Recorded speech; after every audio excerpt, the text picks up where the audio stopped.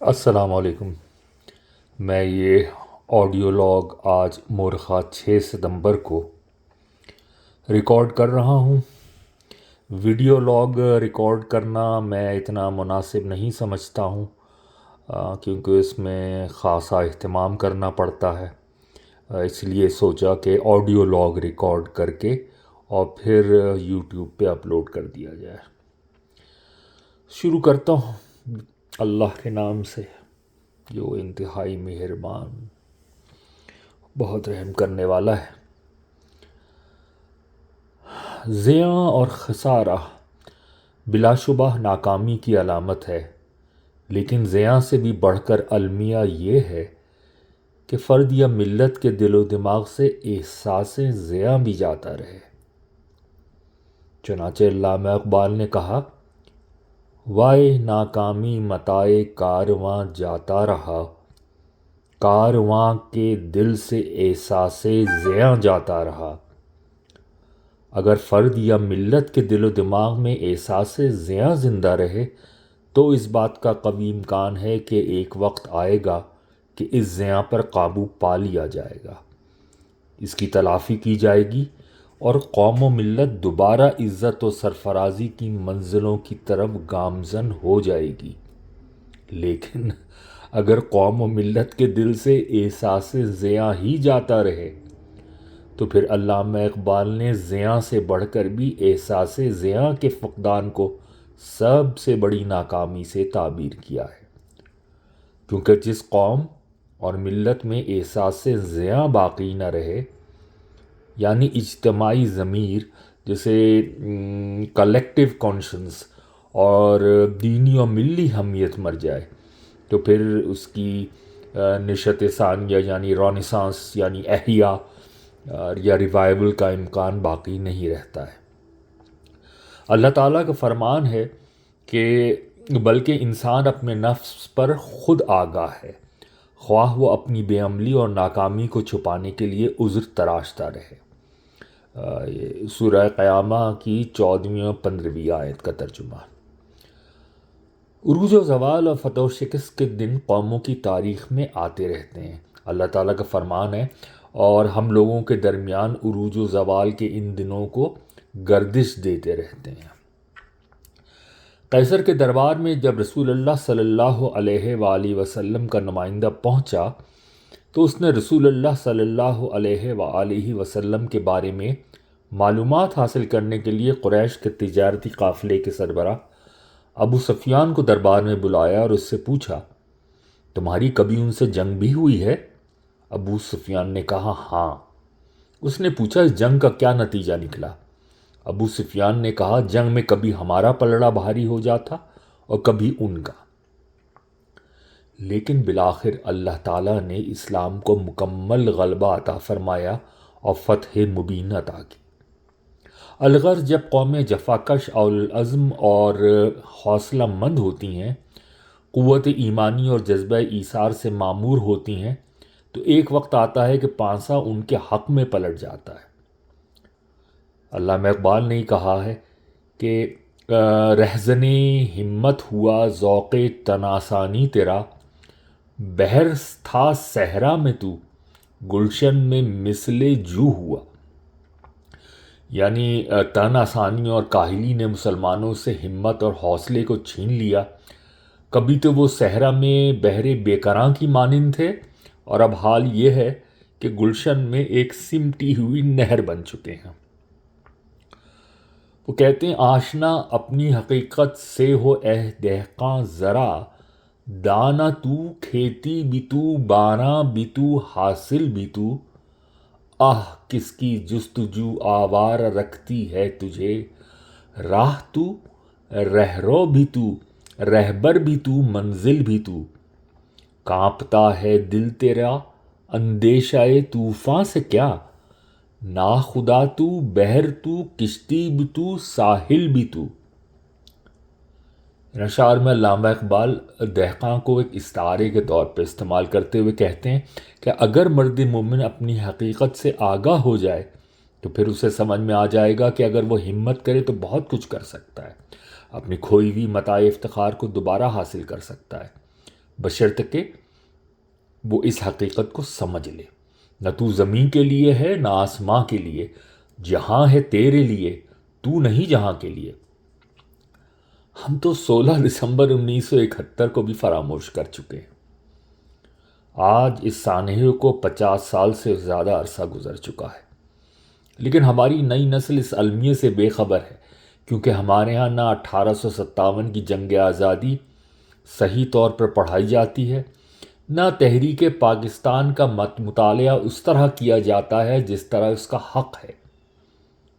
حالانکہ امریکہ اور مغربی ممالک میں کوئی شخص سائنس، ٹیکنالوجی، معاشیات، سماجیات، ادبیات، تاریخ، کسی بھی شعبے میں جانا چاہے، مگر اسکول کی گریجویشن کی سطح تک اسے اپنے ملک کی تاریخ پڑھنا ہوتی ہے۔ مزید المیہ یہ کہ ہماری تاریخ متفق علیہ نہیں ہے، ہر ایک کی اپنی تشریح ہے، اپنی تعبیر ہے، ہر ایک اپنا من پسند نتیجہ نکالنا چاہتا ہے۔ ہم قوم کے نوجوانوں کو ماضی کے احساس زیاں اور ناکامیوں سے بہرہ مند ہوتے دیکھنا ہی نہیں چاہتے۔ ہم حقائق کو ان کے سامنے مستور رکھنا چاہتے ہیں تاکہ ان پر ایک مصنوعی سحر طاری رہے اور وہ یہ سوال نہ کر سکیں کہ قائد اعظم کو بنایا ہوا پاکستان ٹوٹا کیوں، اس کا ذمہ دار کون ہے، اس کے اسباب کیا تھے، کیا کبھی اس کے ذمہ داروں کو عدالت کے کٹہرے میں کھڑا کیا گیا؟ آج کہنے کو تو ہماری منتخب پارلیمنٹ موجود ہے، چاہے جس شکل میں بھی ہے، لیکن ہم اس میں اپنی قومی اور ملی تاریخ کو، اپنی کامیابیوں اور ناکامیوں کی داستان کو زیر بحث لانا ہی نہیں چاہتے۔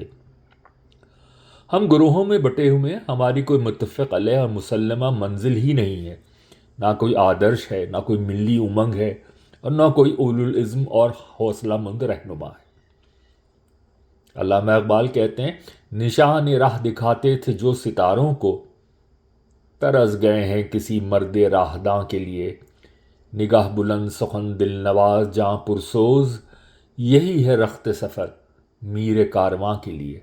پس نہ کوئی نشان راہ ہے، نہ کوئی مرد راہداں، اور نہ کوئی میر کارواں ہے، جس کے اوصاف اقبال نے ان اشعار میں بیان کیے۔ ہمارا آج کا میر کارواں ملک کے اندر ہو یا ملک سے باہر کہیں جائے، وہ چوراہے کے بیچ میں کھڑے ہو کر اپنے ہی آلودہ پوتڑے دنیا کو دکھا رہا ہوتا ہے، گویا یہ پیغام دے رہا ہوتا ہے کہ ہمارے پاس نہ کوئی اعزاز ہے، نہ افتخار، نہ نشان منزل ہے، اور نہ میر کارواں کہ جو دنیا کو پاکستان کا اچھا چہرہ دکھائے، اپنی قوم کو امید کی کرن دکھائے۔ بس ہمارے پاس قوم کے نوجوانوں کو ورثے کے طور پر منتقل کرنے کے لیے یاس ہے، ہرما ہے، ملامت ہے، تعسف ہے، رنج و ملال ہے، ایک دوسرے سے نفرت ہے، اگر نہیں ہے تو امید کی کرن نہیں ہے۔ ہمارے بہت سے صحافی، تجزیہ کار، دانشور اور سیاستدان خاص طور پہ الغرض تمام طبقات قوم کو تازہ مسائل کے الجھاؤ میں مبتلا رکھنا چاہتے ہیں۔ انہیں اپنی دکان کی رونقیں قائم رکھنے کے لیے تازہ سودا بیچنا ہوتا ہے، جس کا ماحصل نئی نسل کے لیے ذہنی اور فکری انتشار کے سوا کچھ بھی نہیں ہوتا۔ وہ ایسا شور و غوغا بپا کرنا چاہتے ہیں کہ کسی کو اپنا قومی اور ملی ماضی جاننے کا شعور بھی نہ رہے۔ نئی نسل تو ویسے بھی TikTok, Twitter, Instagram, WhatsApp, Facebook اور نہ جانے کن کن خرافات میں ہمہ وقت محو رہتی ہے۔ ایسے میں اقبال کی بانگ درا پر کون کان دھرے گا؟ اور وہ نوجوان نسل کا رشتہ جسے ماضی سے جوڑنا چاہتے تھے، ان کی طرف کون متوجہ ہوگا؟ وہ اپنا درد دل اور اپنا ذہنی کرب بیان کرتے ہوئے کہتے تھے، کبھی یہ نوجوان مسلم تدبر بھی کیا تو نے؟ وہ کیا گردوں تھا تو جس کا ہے ایک ٹوٹا ہوا تارا، تجھے اس قوم نے پالا ہے آغوش محبت میں، کچل ڈالا تھا جس نے پاؤں میں تاجے سرے دارا۔ غرض میں کیا کہوں تجھ سے کہ وہ صحرا نشیں کیا تھے، جہاں گیرو جہاں دارو جہاں بانو جہاں آرا۔ اگر چاہوں تو نقشہ کھینچ کر الفاظ میں رکھ دوں، مگر تیرے تخیل سے فزوں تر ہے وہ نظارہ۔ تجھے آبا سے اپنے کوئی نسبت ہو نہیں سکتی، کہ تو گفتار وہ کردار، تو ثابت وہ سیارہ، گنوا دی ہم نے جو اسلاف سے میراث پائی تھی، ثریا سے زمیں پر آسمان نے ہم کو دے مارا۔ حکومت کا تو کیا رونا کہ وہ ایک عارضی شے تھی، نہیں دنیا کے آئینے مسلم سے کوئی چارہ، مگر وہ علم کے موتی کتابیں اپنے آبا کی، جو دیکھیں ان کو یورپ میں تو دل ہوتا ہے سی پارا۔ یعنی اقبال کہتے ہیں کہ جب میں نے زمانہ وسطیٰ کے مسلمانوں کی سائنسی، علمی اور تحقیقی کتابوں کو یورپ کی لائبریریوں میں دیکھا تو میرا دل ریزہ ریزہ ہو گیا۔ حکومت تو ایک عارضی شے تھی جو اپنی نالائقیوں کے باعث چلی گئی، لیکن علم کی امامت تو ابدی اور دائمی اثاثہ ہے، اس کا چھن جانا بہت بڑا المیہ اور ناقابل تلافی نقصان ہے۔ رسول اللہ صلی اللہ علیہ وآلہ وسلم نے فرمایا تھا، حکمت و دانش کی ہر بات مومن کی متاع گم گشتہ ہے، سو وہ اسے جہاں بھی پائے اس کا اصل حقدار یہی ہے، اسے آگے بڑھ کر اسے لے لینا چاہیے۔ اے مرد مومن، تجھے اپنے آبا سے کوئی نسبت ہی نہیں، کیونکہ تو گفتار ہی گفتار ہے، یعنی محض باتونی ہے، اور وہ صاحبان کردار تھے۔ تو قوموں کی ترقی کی دوڑ میں جمود کا شکار ہے، اور وہ سرعت رفتار سے ترقی کی منازل کو طے کرتے جاتے تھے۔ سو جب ہم نے اسلاف کی میراث کو گنوا دیا تو اللہ تعالیٰ نے قانون فطرت کے مطابق آسمان نے ہمیں ثریا کی بلندیوں سے زمین پر دے مارا۔